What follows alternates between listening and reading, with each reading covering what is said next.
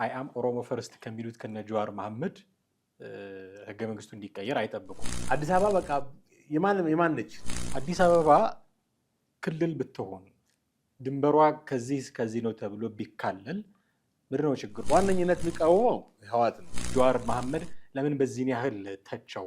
መቅረቡ የአዲስ አበባ ጉዳይ የምክክር ኮሚሽኑ ላይ መቅረቡ ብልጽግናም እንዲቀርብ አቋም የሚያዙ ለምን አስከፋው? የሚገደሉ ንብረታቸው የሚዘረፍ ከቀያቸው እንዲፈናቀሉ የሚደረጉበት ሁኔታ ነው የተከሰተው በኦሮሚያ ክልል። ከ2 ዓመት በፊት ክልል ተበጅቶላታል ድንበሯ ይሄ ነው ተብሎ ዙሪያዋን ሸገር የሚባል ከተማ ተቋቁሞ ይሄ ነው ድንበርሽ ተብላ ነበረ። እዚህ ጋር ይሄ ሀሳብ ሲነሳ የኦሮሚያ ልዩ ጥቅም ያስቀራል ክልል ከሆነች በሚል ፍራቻ ነው የሚሆነው። ለአዲስ አበባ ክልል መሆን አለመሆን ብቻ ነው የሚጠቀሰው። እነሱ ጦርነት ሲቀሰቅሱ ህዝብ አማክረው ነው ጦርነት የቀሰቀሱት?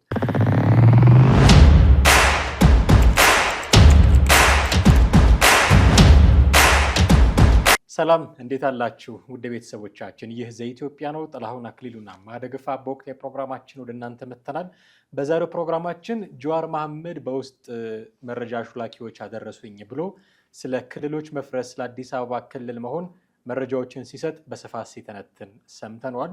ይህንን ጉዳይ አስመልክቶ የምናነሳቸው ጉዳዮች ይኖሩናል።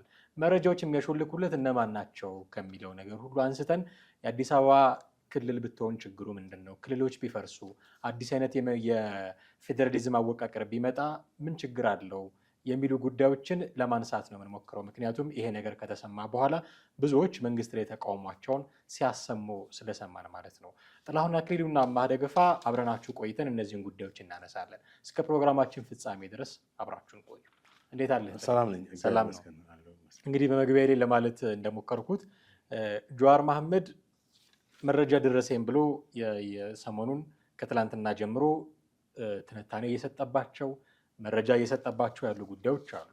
አዳማ ላይ ብልጽግና ፓርቲ ተሰብስቦ የምክክር ኮሚሽኑ ላይ ሊይዝ የሚችለውን አቋም ወስኖ ወጥቷል ነው ትልቁ መረጃ። እና እዛ የምክክር ኮሚሽኑ የሚያደርገው ጉባኤ ላይ ከያዛቸው አቋሞች መካከል አንዱ አዲስ አበባና ድሬዳዋን ክልል ማድረግ፣ አሁን ያለውን የክልል አወቃቀር ደግሞ መቀየር፣ በቋንቋ የነበረውን በኢኮኖሚና በጂኦግራፊ ማድረግ የሚሉ በርካታ ነገሮች ተነስተዋል።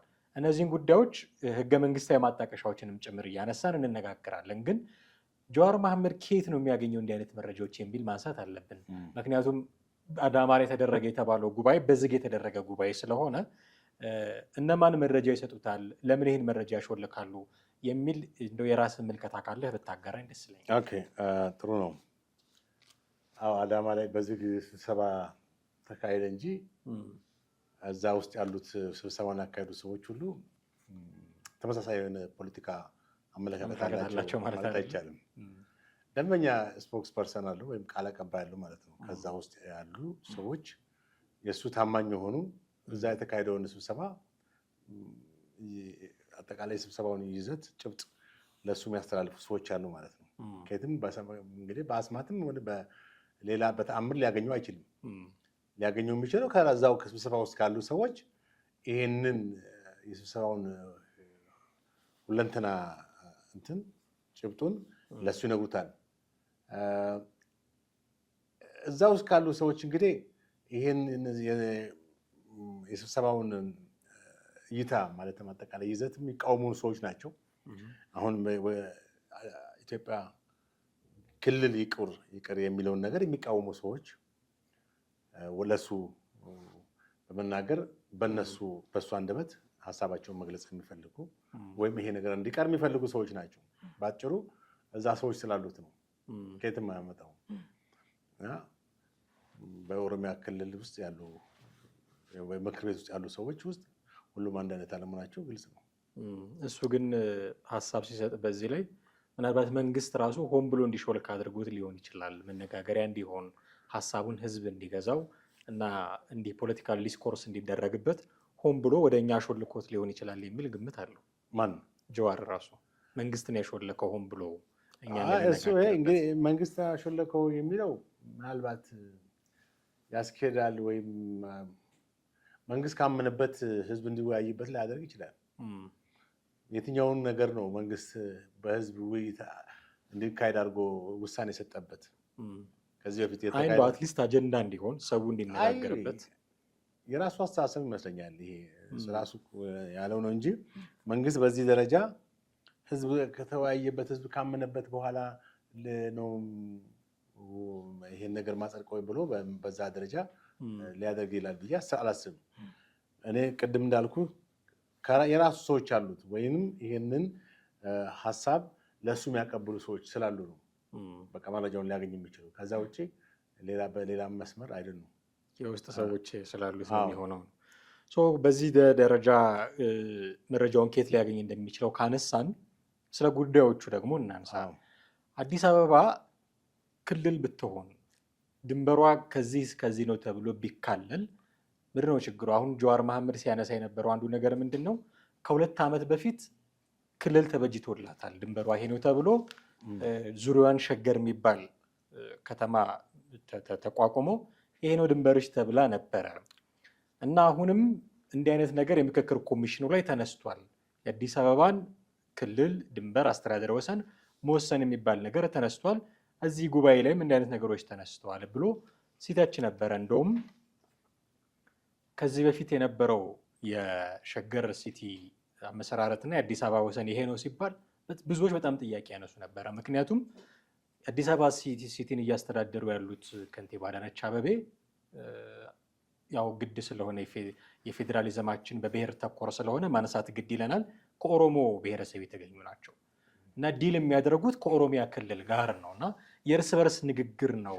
እንዴት የራሳቸው ተነጋግረው ክልሏ ይሄ ነው ይላሉ? አግባብ አይደለም። ሌሎች አካላት መሳተፍ አለባቸው። አትሊስት ህዝቡ መነጋገር ይገባዋል የሚል ሰፊ ትችት ሲሰነዘር ነበረ። አሁን ያ ጉዳይ እንደገና መጥቶ የምክክር ኮሚሽኑ አጀንዳ ሆኗል። የአዲስ አበባ ድንበር የቱ ነው፣ የአስተዳደር ወሰን የቱ ነው የሚለው አይደንቲፋይ እንዲደረግ ማለት ነው። ያኔ ጥያቄ የተነሳበት ነገር አሁን ምክክር ኮሚሽኑ ላይ ቢቀርብ ምን ችግር አለው? ጀዋር መሐመድ ለምን በዚህን ያህል ተቸው?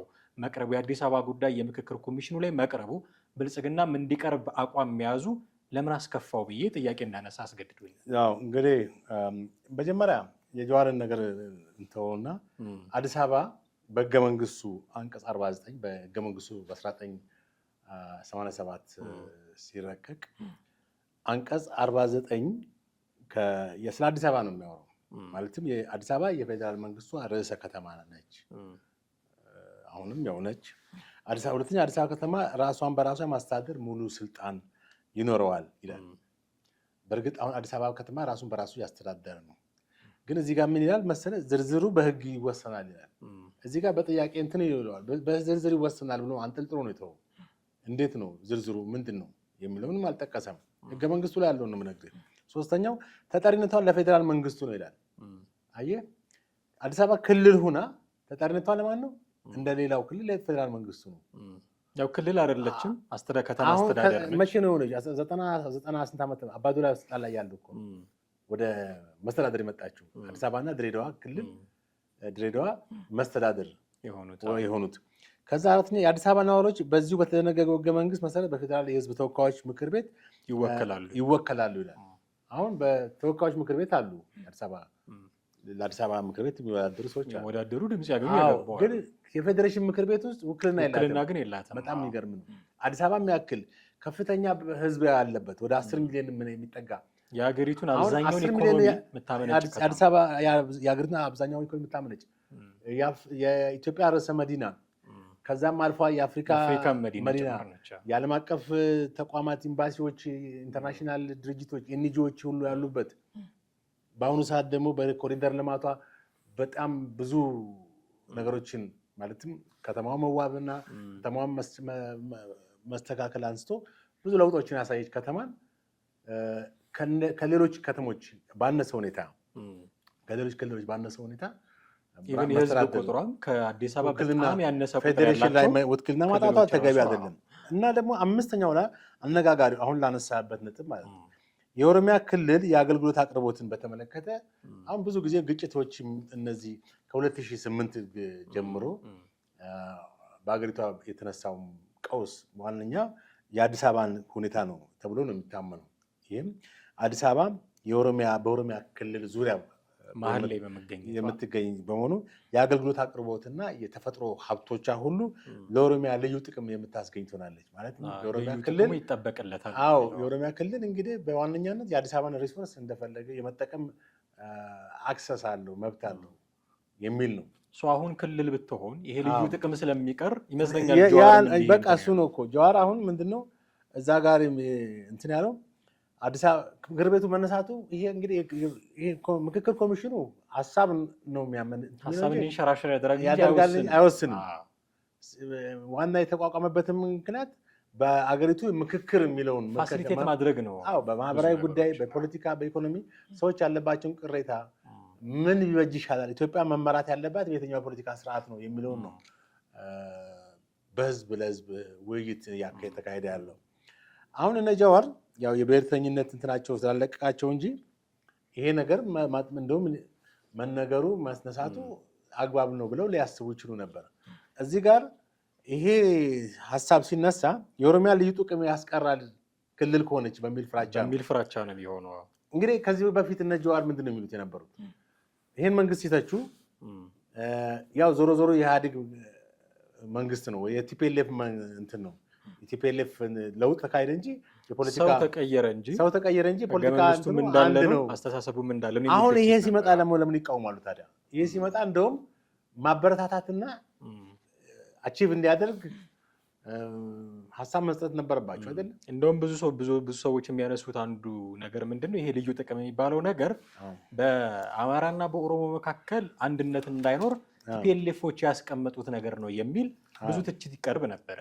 ይሄ አንድነት እንዳይኖር የተቀመጠውን ነገር በምክክር ኮሚሽን በኩል ህገ መንግስታዊ ማሻሻያም ተደርጎ ቢሆን ለማንሳት ሲሞከር ህወሓት 4 ኪሎ ቤተመንግስት ጥሎት የሄደውን እርሾ ለማጥራት ሲሞከር አበጃችሁ እሰየው ይባላል እንጂ እንዴት ይነካል ተብሎ እንዴት ነው በዚህ ያህል ደረጃ ተቃውሞ የሚገጥማቸው ብዙ ጥያቄ የሚያስነሳ። ትክክል። እንደውም ይሄ ነገር ሊበረታታ የኦሮሚያም ህዝብ አምኖበት የአማራም ሌላውም ኢትዮጵያዊ ህዝብ ተስማምቶ የአዲስ አበባን አስተዳደር አዲስ አበባ በፌዴራል መንግስቱ ተወካይነቷ ክልል ትሁን ወይንስ በዚሁ ማስተዳደሩና ትቀጥል የከተማዋ እንደተባለው የኦሮሚያ ልዩ ጥቅም ኦሮሚያ በአዲስ አበባ ልዩ ጥቅም ታገኝ ወይንስ አታገኝ የሚለው የኢትዮጵያ ህዝብ የወሰንበት ነው። መነጋገር ክፋት የለውም። አሁን ችግሩ ምንድነው? የዚህ የቋንቋን መሰረት ያደረገው የፌዴራል ስርዓት ስለሆነ ጂኦግራፊካሊ በኦሮሚያ ክልል ውስጥ ነች እንጂ ለአዲስ አበባ እኮ ደቡብም ይመለከተዋል፣ ለአዲስ አበባ ትግራይ ክልልም ይመለከተዋል፣ ለአዲስ አበባ አማራም ክልል ይመለከተዋል። ያለማት ያሳደጉ አሁን አዲስ አበባን ማን ነው ያሳደገው ከተባለ ኦሮሚያ ብቻ አይደለም፣ መላ ኢትዮጵያዊ ነው። ኦሮሞም፣ አማራም፣ ትግሬም፣ ጉራጌውም፣ ወላይታም ሁሉም ነው ያሳደገው። አዲስ አበባ እንደዚያ እንዳልነበረ ማንም የሚያውቀው እንኳን የድሮውን 50 ዓመት ወደ ኋላ ይቅርና ባለፉት 5 ዓመታት የነበረውን አዲስ አበባና አሁን ያለውን ገጽታ የምናውቀው ነው። በዚህ ውስጥ ማን ነው የተሳተፈ? ኦሮሞ ነው ያለማው ብቻውን የተሳተፈ፣ አማራ ነው ያለማት፣ ወላይታ ነው ያለማት፣ ሲዳማ ወዛደሮቹ እነዚህ የምናያቸው ሰዎች እኮ የተለያዩ ብሔር ተወላጆች ናቸው። ገቢውም ከሁሉም ታክስ። ስለዚህ አሁንም በአዲስ አበባ ዙሪያማ አጠቃላይ ምክክር መካሄዱ ወሳኝ ነው። እንደውም የብዙ ፖለቲከኞች ጥያቄ የአዲስ አበባ ጉዳይ ነው። አንቀጽ 49 ቅድም እንዳልኩ የአዲስ አበባ ክልል ማለት ተብሎ በተቋቋመ 1984 ማነው 87 እንደገና ወደ መስተዳድር መቀየሩ ራሱ በጣም ጥያቄ ውስጥ የሚያስገባ ነው። ለምን አይታል? አዲስ አበባ በቃ የማን ነች? ለምሳሌ አዲስ አበባ ይሄ ራሱ ትልቅ መነታረኪያ የኢትዮጵያ ሕዝብ ነች አይደል? ባለቤትነቱ መነታረኪያ ነው። ለምሳሌ ደቡብ ክልል ብትወስድ ሐዋሳ ባለቤት አለው፣ ወላይታ ሶዶ ባለቤት አለው፣ ትግራይ ባለቤት አለው፣ አማራ ክልል ሌሎች ከተሞች ባለቤት አላቸው። አዲስ አበባ ባለቤት አልባ ጥያቄ የሚነሳው ገብቷል። ገሚሱ ፊንፊኔ ናት ብሎ የኔ ናት ይላል፣ ገሚሱ በረራ ነው ብሎ የኔ ነው ይላል። ሁሉም የሚጣላባት ከተማ ነው። ስለዚህ ግን የኔ ነው ብሎ ባለቤት መሆን ከተገባው አዲስ አበባ ውስጥ የሚኖረው ነዋሪ ነው ሊሆን። ትክክል። መጀመሪያ ለዚህ ሁሉ ችግር እንግዲህ ቋንቋን መሰረት ያደረገው የፌዴራል ስርዓቱ ነው። ምናልባት አሁን ቅድም ባነሳው ነጥብ ላይ በምክክር ኮሚሽኑ ክልሎች ይቅሩ የሚል ሀሳብ ተነስቷል። ይቅሩ ሳይሆን አከላለሉ እንዴት ይሁን አከላለሉ እንግዲህ ቋንቋ በኢትዮጵያ ብቻም ሳይሆን በዓለም አቀፍ ደረጃ የፌዴራል ስርዓት አለ። ግን ቋንቋን መሰረት ያደረገው የፌዴራል ስርዓት የሚከተሉ በጣም ጥቂት ሀገሮች ናቸው። አብዛኞቹ የጂኦግራፊን መሰረት ያደረገ ወይም መልክዓ ምድርን መሰረት ያደረገ የፌዴራል ስርዓትን የሚከተሉት። ይሄ ደግሞ የዚህን የብሔር እንትን የሚለውን ነገር ሁሉ ሊያጠፋውና ሊያጠፋው የሚችል ነገር ነው። አሁን ችግሩ ቋንቋን መሰረት ያደረገ የፌዴራል ስርዓት ያስከተላቸው ችግሮች ምንድን ናቸው ከተባለ ባለፉት 30 ምናምን ዓመታት የተለያዩ ሀቅ ነው። ሰዎች ህገ መንግስቱ ላይ ከማንኛውም ሰው የፈለገበት ቦታ ሄዶ የመስራት ሀብት የማፍራት መብት ነፃነት እንዳለው ይናገራል ህገ መንግስቱ። በተጨባጭ ግን ላለፉት 30 ምናምን ዓመታት ያየነው በተቃራኒ ነው። ጥቃት የሚደርስባቸው፣ የሚገደሉ፣ ንብረታቸው የሚዘረፍ፣ ከቀያቸው እንዲፈናቀሉ የሚደረጉበት ሁኔታ ነው የተከሰተው በኦሮሚያ ክልል፣ በዚህ በደቡብ ክልል በተለይም እና ይሄ የፌዴራል ቋንቋ መሰረት ያደረገ የጎሳ ፖለቲካ ያመጣው ጣጣ ነው። የፌዴራል ስርዓቱ ግን ከዚህ ከጂኦግራፊ ጋር ከሆነ ለምሳሌ ጂኦግራፊ ማለት በቀድሞ ስርዓት በደርግ ጊዜ ክፍለ ሀገር እንዲህ የሚባል ክፍለ ሀገር ብሔርን ቋንቋ ሳይሆን መልክዓ ምድርን በመሰረት በማድረግ ነው። የሆነ አካባቢ ላይ ሁሉም ብሔሮች ያሉበት ክልል ሊኖር ይችላል። ሁሉም ብሔሮች የመሬቱ ባለቤት ነው። እንደዛ ሆኖ አህዳዊ ሳይሆን በደርግ ውስጥ አህዳዊ ነው፣ ሴንትራላይዝድ ነው። ይሄ ዲሴንትራላይዝድ እንዳለ ሆኖ ማለት ክልሎች የራሳቸው መብት ኖሯቸው መብት ሊኖራቸው ይችላል። ራሳቸውን በራሳቸው ሊያስተዳድሩ ይችላሉ። በራሳቸው የፍትህ ስርዓትን፣ የቋንቋን ሁኔታ በቋንቋ በአፍ ብቻ ቋንቋ መማር የመሳሰሉ ነገሮች እንዲኖራቸው ሆኖ ነገር ግን አከላለሉ መልክዓ ምድር ወይም ጂኦግራፊ መሰረት ያደረገ ከሆነ ሌሎች ሀገሮች እኮ አሁን እነ ጀርመን እኮ የፌዴራል ስርዓት ነው የሚከተሉ፣ እነ ስዊዘርላንድ፣ እነ ካናዳ ግን እንትን አይደለም የፌዴራል ስርዓታቸው ቋንቋ አይደለም፣ ኤትኒክ ቤዝድ አይደለም፣ እንትን ነው በጂኦግራፊ ነው። እና እኛም ሀገር ያ መምጣቱ ይሄ ቢሆን መልካም ነው። በእርግጥ የማይቀበሉ ሰዎች አሉ። ያንን እንትን ወደ ጨቋኝ የሆነ ነው ያን ቀድሞ ስርዓትን መልሶ የሚያመጣ ነው በሚል ዋነኝነት የሚቃወመው ህወሓት ነው። ደርግ ተመልሶ መጣ ነው የምለው ህወሓት ነው በአንደኝነት የሚቃወም። ለምን ለዚህ ህገ መንግስት የዚህ ህገ መንግስት ባለቤት በዋነኛነት ህወሓት ስለሆነ የሚቃወመው ራሱ ነው። ከዛም በመቀጠል ደግሞ ሌሎች ክልሎችም ሌሎች ፖለቲከኞችም ሌሎች ከህወሓት ውጭ ያሉ ኃይሎችም ይሄን ሊቃወሙ ይችላሉ። ግን አሁን በዓለም ላይ ያለው ተቀባይነት ያለው የጂኦግራፊን መሰረት ያደረገ መልክዓ ምድራዊ የሆነ የፌዴራል ስርዓት ነው። ይሄ ቢሆን መልካም ነው እንግዲህ። ምክንያቱም አሁን ያለው ቅራኔ፣ ግጭቶች ሁሉ ሰዎች በቋንቋቸውና በብሔራቸው ላይ ወይም ካቴጎራይዝ ከመሆን ይልቅ ወደ አንድነት ሁሉም በኢትዮጵያ ጥላ ስር የመኖር እና ኢትዮጵያዊነትን የማጉላት ነው። አሁን እኮ ችግሩ ምንድን ህገ መንግስቱ ኢትዮጵያዊነትን ዝቅ አድርጎ ለብሔር ብሔረሰቦች ነው አሁን አንቀጽ 37 እኛ ኢትዮጵያውያን አይልም፣ እኛ ብሔር ብሔረሰቦችን ብሎ ብሔር ብሔረሰቦችን ነው ያጎላው። የብሔር ብሔረሰቦችን መብት ነው ከፍ ያደረገው። ኢትዮጵያዊነትን እንደ ሁለተኛ መጀመሪያ ብሔርህን መሆን ያለበት ግን መጀመሪያ ኢትዮጵያዊነትን ነው። ከዛ ነው ብሔርህን መጀመሪያ ኢትዮጵያዊ ነኝ፣ ከዛ ትግሬ ነኝ፣ መጀመሪያ ኢትዮጵያዊ ነኝ፣ ከዛ ኦሮሞ ነኝ፣ መጀመሪያ ኢትዮጵያዊ ነኝ፣ ከዛ አማራ ነኝ፣ ወላይታ ነኝ ብለህ ነው መሆን የነበረበት። ግን ህገ መንግስቱ ትልቅ እንትን የሰጠው ያው ኢትዮጵያዊነትን ለማጥፋት ስለተፈለገ ነው። ህወሓት ይሄ ነው በቃ ትልቁ መስራት የፈለገው። በጫካ እያለ ዶልቶ የመጣው ያረቀቀው ህገ መንግስት አንቀጽ 37 ላይ ማነው አንቀጽ 39 ማለት ነው። አንቀጽ 39 ስለ ብሔር ብሔረሰቦች የሚናገረው እንትን ብዙ ጊዜ ተቃውሞ የገጠመው በጣም ይሰረዝ ከህገ መንግስቱ ተሰርዞ ይውጣ ተብሎ ብዙ የተባለለት አንቀጽ 39 ምክንያቱም ህዝቦችን የሚከፋፍል ነው። ኢትዮጵያዊነትን የሚያንኳስስና ብሔር ብሔረሰብነትን ከፍ የሚያደርግ ነው። አጠቃላይ የህገ መንግስቱን ይዘት ስትጨምቀው ኢትዮጵያዊነት ይልቅ ስለ ብሔር ብሔረሰቦች መብት ነው ስለ ዜጎች መብት አይደለም፣ ስለ ብሔር ነው የሚያወራልህ።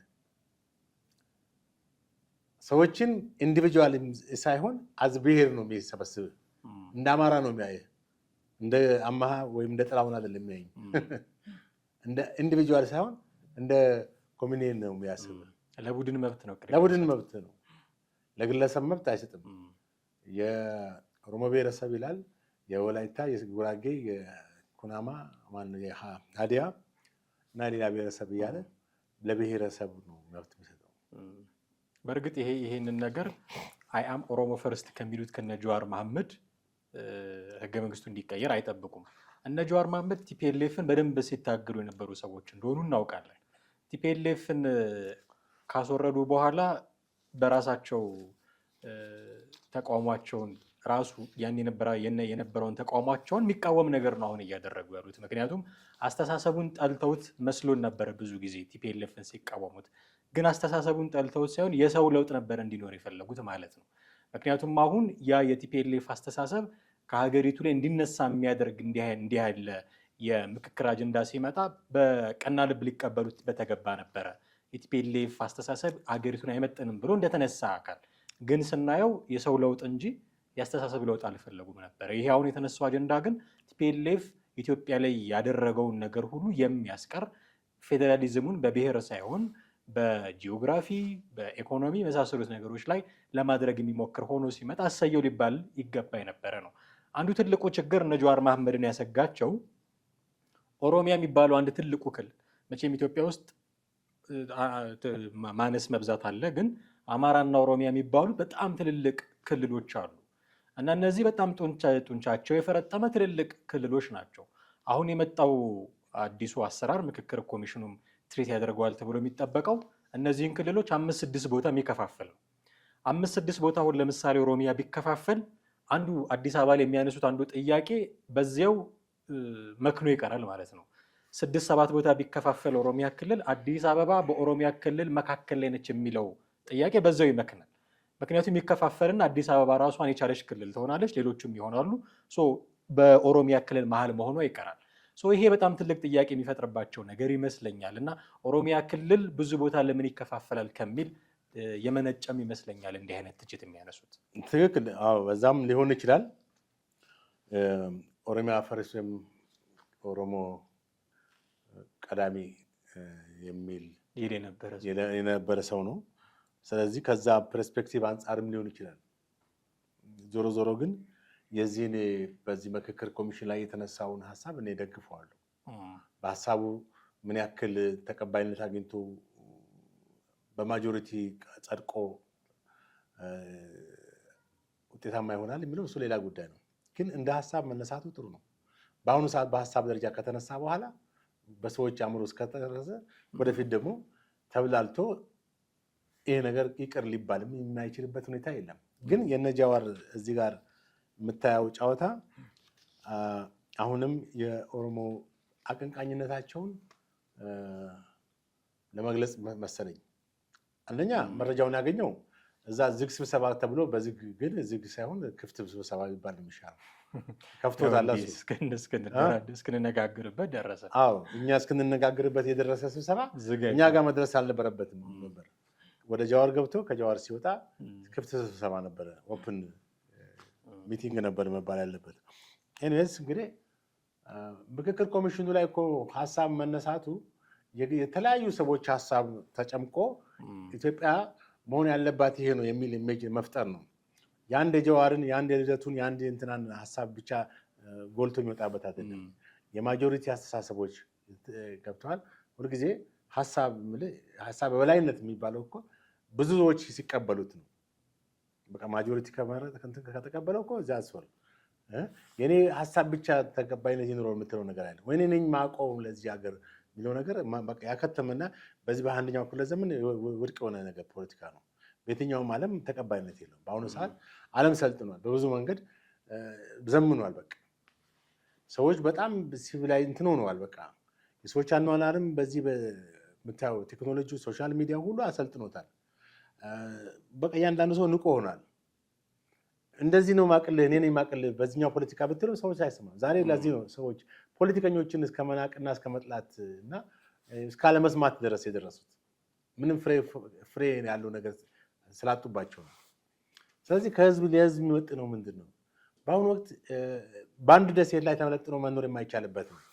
ወይም ተገንጥዬ እኖራለሁ የምትልበት አይደለም። ዓለም ወደ ግሎባላይዜሽን መጥቷል። ወደ አንድ መንደር መጥቷል።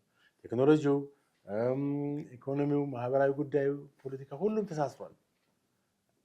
በዚህ ነገር ውስጥ ደግሞ አብሮነትን፣ አንድነትን የበለጠ አጠንክሮ መቀጠል ነው እንጂ ለምሳሌ በኢኮኖሚ ደረጃ በንግድ ሁኔታ ስትመለከት በጣም ፈጣን የሆነ የንግድ እንትን በዓለም ላይ በኢንተርናሽናል ማርኬት ደረጃ በኢንተርናሽናል ትሬድ ደረጃ የተካሄደ ነው። አገራት ከሀገራት ጋር ፉክክር ላይ ናቸው። በከረንሲ ደረጃ ብትመለከት በየጊዜው የሚታዩ ነገሮች እኛ ሀገር አሁን መንግስት ለምንድን ነው ያንን የሚፍጨረጨረው? ስቶክ ማርኬት ብሎ አሁን የካፒታል ገበያ ነው ምናምን የሚል አመጥቷል። ለምንድን ነው በድሮ የማይቀጥለው? ምን ያስፈልጋል ካፒታል ገበያ? ምክንያቱም ከዓለም ተጨባጭ ሁኔታ ጋር አብሮ ለመሄድ የሚቻለው ዓለም የሚመራበትን ሁኔታ መከተል አለብን። ቴክኖሎጂውን ብትመለከት ዛሬ በጣም ዘምኗል። ስለዚህ በየትኛውም አቅጣጫ ለውጦች ሲካሄዱ አብሮ መለወጥ ነው ያለው አማራጭ። ፖለቲካው አሁን ተለውጧል። ቀድሞ የነበረው ሪቮሉሽን ላካሄድ ብለን ወይም ጠመንጃ አንስተው እነ ቼጎቬራ በሄዱበት መንገድ ልትሄድ አትችልም። ሶሻሊዝምን እነ ሆቺሚኒ ገብተዋል፣ ተቀይሯል። በቃ በአስተሳሰብ ነው አሁን ሰዎች ወይም በሀሳብ የበላይነት ነው የታመነ ያለው። አሜሪካ 200 ዓመት ሙሉ የሀሳብ የበላይነት የነገሰባት ሀገር ነች። ስልጣንን በሰላማዊ መንገድ አስረክቦ የሚወጣበት። እኛ ግን አሁንም ነፍጥ ላይ ነን። እኛም አሁንም ያለነው የሀሳብ የበላይነት ሳብ የሀሳብ ጦርነት ላይ ነን። ማለት የሀሳብ ጦርነት በሰላማዊ መንገድ ከሆነ ጥሩ ነው። ግን አንዱ አንዱን የመውቀስና ትክክል አይደለም ብሎ የመፈረጅ ሁኔታ ነው። አንድ መጨረሻ ጉዳይ እናንሳ። ጀዋር መሐመድ ይሄ ጉዳይ ሲተገበር ህዝብ አውቆት ህዝብ ተወያይቶ በህዝበ ውሳኔ ሆኖ ቢሆን ጥሩ ነበረ፣ ግን ለማድረግ ያሰቡት እንደዛ አይደለም የሚል ነገር ሲያነሳ ሰማ ነው። እና ዲሞክራሲያዊ አካሄዱ እሱ ነው። ግን ይሄኛው ነገር ለዚህኛው ለክልል መፍረስ አለመፍረስ፣ ለአዲስ አበባ ክልል መሆን አለመሆን ብቻ ነው የሚጠቀሰው? እነሱ ጦርነት ሲቀሰቅሱ ህዝብ አማክረው ነው ወይ ጦርነት የቀሰቀሱት? እነሱ በየቦታው ቤተክርስቲያን ሲያቃጥሉ፣ በየቦታው መስጊድ ሲያቃጥሉ ልክ ህዝብ አቃጥሉልኝ ያላቸው አስመስለው ህዝብን አማክረው የወጡ እየመሰሉ ብዙ ነገር ሲያደርጉ ከርመው ኢቨን የኦሮሚያ ልዩ ጥቅም በአዲስ አበባ ይከበራል የሚለውም እኮ ህዝብ ተማክሮ አይደለም የተደረገው። አሁን ምክክር ኮሚሽኑ ላይ አትሊስት ውይይት ይደረግበት፣ የሚወከሉ አካሎች ተወክለው ውይይት ይደረግበት ሲባል ህዝብ ሳይነጋገርበት እንዴት የሚል ጥያቄ መነሳቱ ጉዳዩን ደብል ስታንዳርድ አያደርገውም። ትክክል። መጀመሪያ ህዝብ መወያየቱ ተገቢው አካሄድ እሱ ነው። 1980 ትዝ አለኝ አሁን ነጋሶ ጊዳዳ በዛን ጊዜ ነው 87 መሰለኝ እንግዲህ እሳቸው ወደ የአገሪቷ ርዕሰ ብሔር የሆኑት እና ህገ መንግስቱ ሲቋቋም የተወሰኑ ቀበሌዎች ወረቀት ምናምን ተበትኖ እዛም ያሉ ሰዎች እንትን እንዲሉ ተደርጓል በአዲስ አበባ ውስጥ። ከዛ ውጭ ግን ህዝብ ተወያይቶበት ህዝብ መክሮበት የተካሄደ የወጣ ህገ መንግስት አይደለም። ህገ መንግስቱ ኦልሬዲ ጸድቋል። ለዛ ነው ህገ መንግስቱ ባለፈው እንደገና ሪቫይዝ ደረግ ሀሳቡ ህገ መንግስቱን ያረቀቁ ሰዎች እና እንድራስ ሸቴ ውጭም ያሉ ሰዎች ሀሳብ እንዲሰጡበት የተደረገው እና ህገ መንግስቱ የኢትዮጵያ ህዝብ የመከረበት አይደለም ባጭሩ። ለዚህ ነው አወዛጋቢ የሆነው ዛሬም ድረስ በአንቀጽ 49 አወዛጋቢ አዲስ አበባ ጉዳይ፣ በአንቀጽ 39 አወዛጋቢ፣ ሌሎችም አንቀጾች ኢትዮጵያ ህዝብ የማይፈልገው ያላመነበት ነው። ግን ህገ መንግስቱ ኢትዮጵያ ህዝብ የመከረበት ነው ብሎ ቀረበና ጸደቀ፣ ምክር ቤት ቀርበው።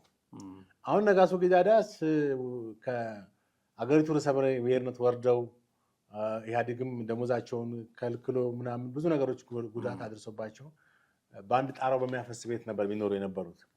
ከዛ ወደ አንድነት ፓርቲ ገቡ። አንድነት ፓርቲ ለፍትህና ለዲሞክራሲ የሚባለው ፓርቲ ኋላ ላይ ፈረሰው ማለት ነው። እዛ ገብተው ከስዬ አብርሃም ጋር በነበረበት ወቅት እዚህ ጊዮን ሆቴል መጥተው የኢትዮጵያን ህዝብ አሉ ራሳቸው ቃል ህገ መንግስቱ የኢትዮጵያ ህዝብ የመከረበት ነው ብለን ማለታችን ስህተት ነው አሉ እና የኢትዮጵያን ህዝብ ቅርታ ጠይቃሉ አሉ። ኦፊሻሊ ትክክል ናቸው አይደል ማለታቸው። ሌላ ሰው ቢሆን እንደዚህ አይልም። እሳቸው በጣም የዋ ፖለቲከኛ ናቸው። እኔም በቅርበት 3-4 ጊዜ ቃለ መጠይቅ አድርጋቸዋለሁ በዚህ ጉዳይ ላይ እዛ ድሮ ጋዜጣ ስናዘጋጅ ማለት ነው። የሚገርመው ህገ መንግስቱ በዚህ ሁኔታ ላይ እንግዲህ አንድ ትልቅ ፌክ የተሰራ ነገር መሆኑን ልብ በል። አሁን ደግሞ ያ ነገር እንዳይከሰት በህዝብ ሊወያይበት በምክክር ኮሚሽኑ አማካኝነት ምክክር ኮሚሽኑ መንግስትን ያደራጀው ማንም ያደራጀው ብቻ ምክክር ይካሄድ ነው እያለ ያለው እያደረገም ያለው። አሁን ብዙ ሰዎች ለምክክር ኮሚሽኑም ኔጋቲቭ አስተሳሰብ እየሰጡ የራሳቸውን ሀሳብ ይሰነዝራሉ። ግን እስቲ እዚህ ከውጭ ከሆኑ ሀሳብ ከሚሰጡ እዛ ገብተውም ለምን በውይይቱ ተሳታፊ ሆኑ እና የህገ መንግስቱ ማነው ምክክር ኮሚሽኑ ይሄ የሚያካሂዳቸው ውይይቶች ትክክለኛ ነው፣ ያነሳቸው ነጥቦችም ትክክለኛ ናቸው። ለምን አንደኛ የአዲስ አበባ ጉዳይ ሆነ የክልል ጉዳይ ወሳኝ ነው። ህዝብ ውስጥ ያሉ ናቸው። ህዝብ ውስጥ ቅራኔ የፈጠሩ ነገሮች ናቸው። ህዝብ ውስጥ ቅራኔ የፈጠሩትን ነገሮች ነው ወደ ውጭ ያወጣ በአጀንዳ መልክ ህዝብ እንዲወያይበት ያደረገ እንጂ ይሄን ወስነዋል ብሎ በአብላጫው ድምፅ ይሄን ወስነዋል ብሎ አይደለም ያቀርበው። ይሄን ወደ ምክር ቤት ነው የሚወስደው። ምክር ቤቱ ነው ሊያጸድቀው የሚችለው እና እንደዛ ነው። በጣም ጥሩ በርካታ ነገሮችን አነሳን። ጥሌ እጅግ አድርጌ አመሰግናለሁ። ወደፊትም ደግሞ በእንደዚህ አይነት ጉዳዮች ላይ አዳዲስ ነገሮች ሲኖሩ ብቅ እያለን ከተመልካቾቻችን ጋር ቆይታ የምናደርግ ነው የሚሆነው። ውድ ቤተሰቦቻችን እናንተም ከኛ ጋር ነበራችሁ ቆይታ እጅግ አድርገን እናመሰግናችኋለን። የዛሬው ፕሮግራማችንን እዚህ ላይ አብቅተናል። ጥላሁን አክሊሉና ማህደገፋ ከእናንተ ጋር ነበረን። ሀሳብ፣ አስተያየት፣ ጥያቄ ሲኖራችሁ በተለመደው መንገድ ልታደርሱን ትችላላችሁ። በሚቀጥለው ጊዜ በሌላ ርዕሰ ጉዳይ እንጠብቃችኋለን። ጤና ይስጥልን።